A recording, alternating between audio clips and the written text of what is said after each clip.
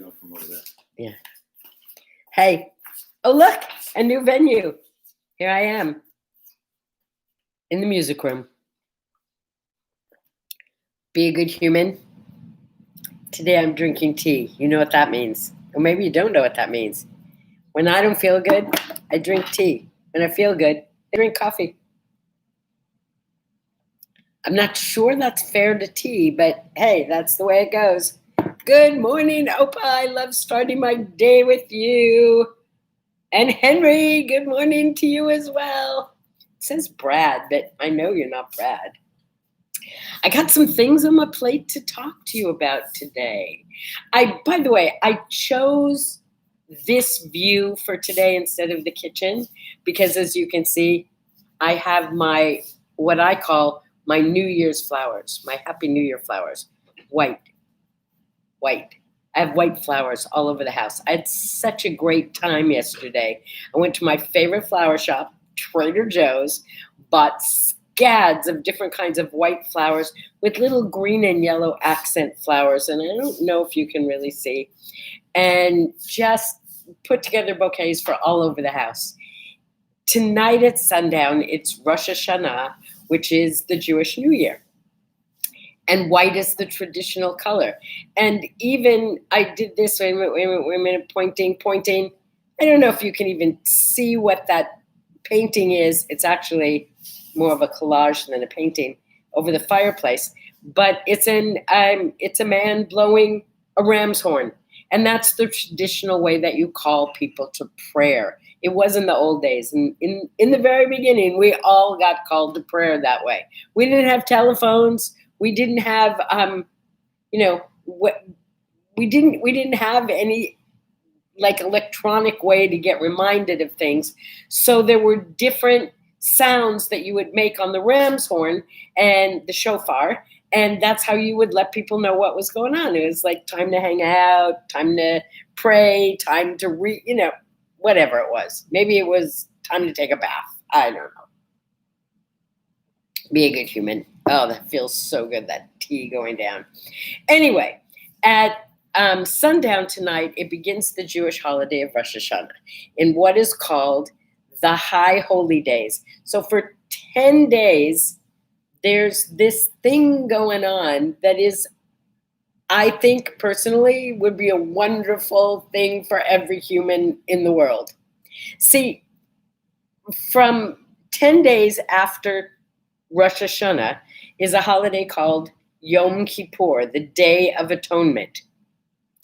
And essentially what happens during this period is you have 10 days between the beginning of the new year and the Day of Atonement to personally go out into the world and clean up all your relationships with your fellow humanoids. Yeah, like literally make amends, if that's possible. And if not, figure out how to do it. But it's your job, not God's job. It's your job to clean up your relationships, say you're sorry, start over, get a fresh start. You have 10 days to do that. And then on the 10th days, you clean it up with God. That's the Day of Atonement. That's the day you fast, and then you have this big party afterwards, and you break the fast, and then voila, it's a new year. You start over again. You got a clean slate, and you try not to screw up. That's all. Yeah, humanoids. Do you like my word? I think I made that up. I don't know that it's a real word. Anyway, to those of you out there who have ever hurt anyone else, this would be a good time to clean it up. And from me to you, and I mean this so sincerely, if ever I have hurt you, offended you, ignored you, belittled you, not listened to you, not let you know how much you matter to me, lied to you, cheated you, I don't know what I might have done, inadvertently or on purpose, I humbly apologize. I mean that sincerely. And I will do everything I can to be a good humanoid in the coming year. Woo!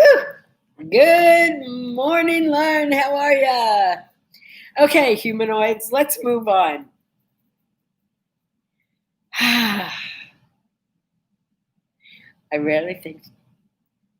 Oh, you should go buy yourself flowers. You should, you should. It is one of my biggest joys. Not only picking them out, but coming home and cleaning the leaves off and cutting the bottoms on an angle and mixing the water it's going in and then arranging them so they look like, I don't know, like something that makes me smile. Like, yeah, flowers are so awesome. It is the new year. It is the new year. Woohoo! Okay. And to celebrate the new year in 1837, Charles Louis Tiffany started Tiffany and Company.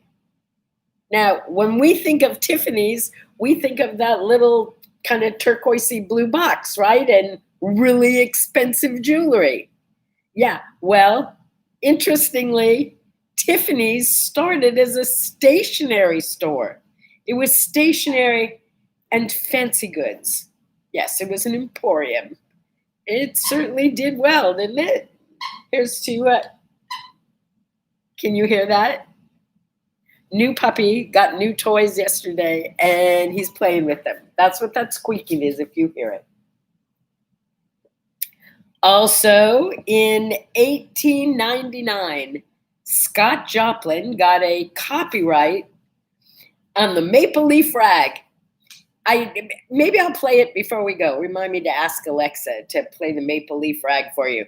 If you have Alexa or you just have a way to listen to it, go listen. It's like it'll get you going this morning. No kidding. Maple Leaf Rag by Scott Joplin. Easy for you to say. One other thing I discovered from history, and that is that in 1948, a gentleman by the name of Ralph Bunche became the UN mediator in Palestine, which I think is very appropriate considering what's going on in the Middle East now, and that it's Rosh Hashanah starting at sundown.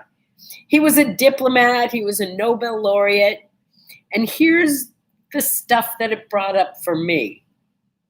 I had no idea really who he was, but I knew the name because when I was in college at UCLA, there was a huge building that was the Ralph Bunche building. It was Ralph Bunche Hall or something like that. It was huge.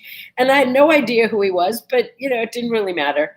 And this brought up Ralph Bunche, and Ralph Bunche started bringing up memories of college. And I was a UCLA Bruin.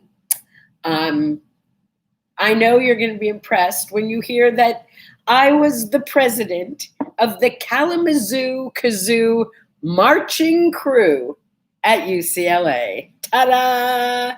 And before every big game, there would be like hundreds of us marching down Westwood Boulevard, playing fight songs and things on the kazoo. Consequently, it helped me not at all in my life's work. I have never put that on a resume, but now y'all know that I was the president of the Kalamazoo Kazoo marching crew at UCLA. For a short time, I was also in that, what do you call it? The group where you, at games, where you hold up different signs, except that you've got hundreds and hundreds of people doing that. And,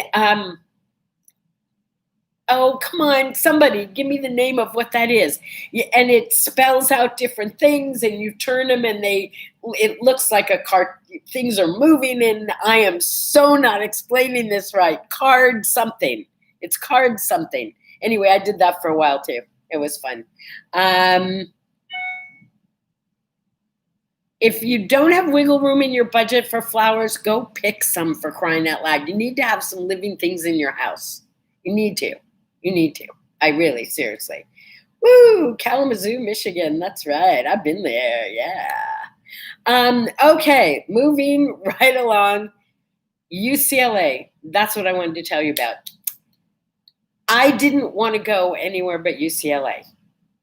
And in all fairness to those of you who have children or grandchildren who are trying to get in there, and it's like you can't get in there unless you have like a 4.0 plus 9,000 and you have a million on your tests. And it wasn't as hard when it wasn't easy, but it wasn't as hard as it is now, okay, to get in. It was the only place I even applied. It never occurred to me I might not get in because that's where I wanted to go.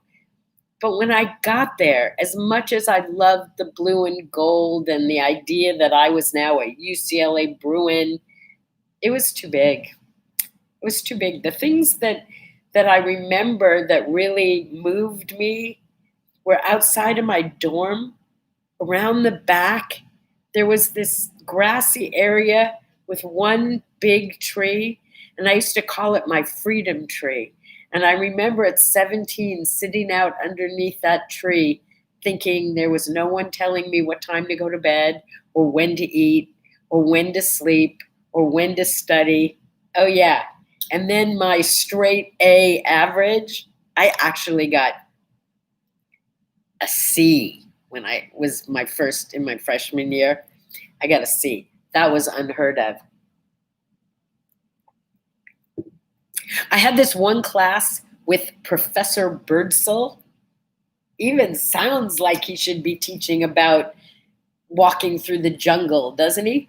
Well, he was that kind of a professor. He used to wear khakis to class like he was ready to go out exploring.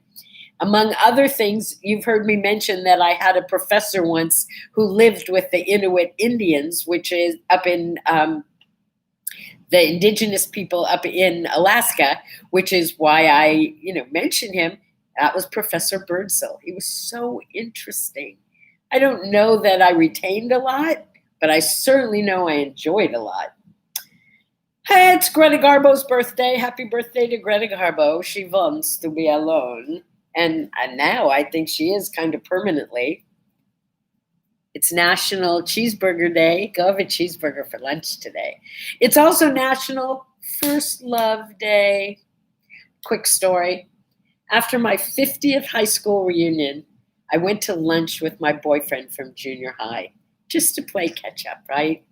And we sat there chatting and across the table from each other, and he reached across and he took my hands in his and he said to me, Sandy, why didn't we ever get married?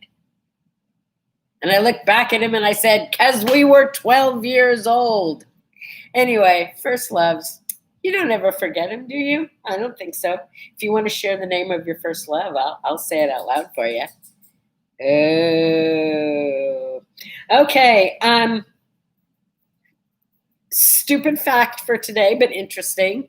There is no piece of paper on the planet that can be folded more than 7 times. I know you don't believe me, so go try it. You cannot fold a piece of paper more than 7 times. Just try it out for yourself. We are going to be talking next in my videos. By the way, for those of you who are offended by sex, don't watch my video from yesterday. For those of you who are interested, I invite you to check it out on YouTube. And thank you, by the way, to all of you who are subscribing to the YouTube channel. You don't have to watch everything, but that will give you notification when there's something new up there. And I know yesterday we talked about foreplay. Look, I am as big a prude as the next guy. But there are certain subjects that we really need to talk about that we don't talk about. The subject I'm talking about next is one that should interest all of you because it's self-sabotage. Yeah, self-sabotage. That's what you do to you that gets in the way of having your life be everything you said you wanted. Let's see if we can end that game, huh? Oh, thank you. Thank you. Some of you are saying, especially for us who are a little older, talking about sex is kind of awesome, isn't it? I've got a plan in the works. I don't want to share too much about it, but some of you know that my significant other is a psychologist, and he's already not only agreed, but loves the idea of doing a series of videos with me about sex, particularly for people who are 50, 60, 70 years old. Wouldn't that be a help? I mean, seriously, straight talk, not to embarrass you, not to scintillate, just to talk about it for a change. I know, and I think I've shared this with you before. I play tennis with younger women, and a couple of them kind of cornered me because I guess I seemed approachable, and they wanted to know if at my age I was even still interested in sex. I have not laughed that hard in a long time. I said, interested? Interested? I can promise you I probably have more than you do, enjoy it more, and I'm better at it now. Anyway, the conversations that followed were pretty amazing. If you're not interested, don't tune in on those. Just let them pass. But for those of you who are, who want some straight talk about sex, that's coming. But that's not all that's coming. This self-sabotage conversation is going to affect all of us because we all self-sabotage. The question is, to what degree? How often are you the one who is getting in your own way? And we'll talk about how you can get out of it. And it often makes me want to say to people, so the little kid that you were, how is that little kid getting along with the little kid that you're being now? Very interesting. Someone here is president of the self-sabotage. The self-sabotage. We are all self-sabotagers sometimes. That's why this conversation is going to be so important. In fact, I think I'm going to put up an article. I used to do this. I would put up an article written by me, and then a few days later, we'd have a phone call for like an hour. And the first 40 minutes, I would talk about the subject, and then 20 minutes of questions. We may go back to that. If you guys like that idea, I may do that. I may do that again, like a serious conversation. But that would have to kind of be in a venue like a Zoom or something where we can actually have an interchange. Anyway, I'm going to find Self-Sabotage, the Game for All Ages, short article that I wrote, and I'm going to put it on the What Do I Say, What Do I Do Facebook page this morning. I want you to read it and comment, please. Oh, and by the way, before we go, comment here too. When you watch a video on YouTube, it really helps me if you comment, do a like, do a love, even do a I don't get it, but just so the people at YouTube know you're watching. Okay, have a day filled with love and gratitude. Have a day of making amends. Whether it's your holiday or not, there is no day that isn't perfect for cleaning up relationships. And I'm going to get to you cleaning up the relationship with you. Be a good humanoid. I love you, and I'll see you tomorrow. Bye-bye.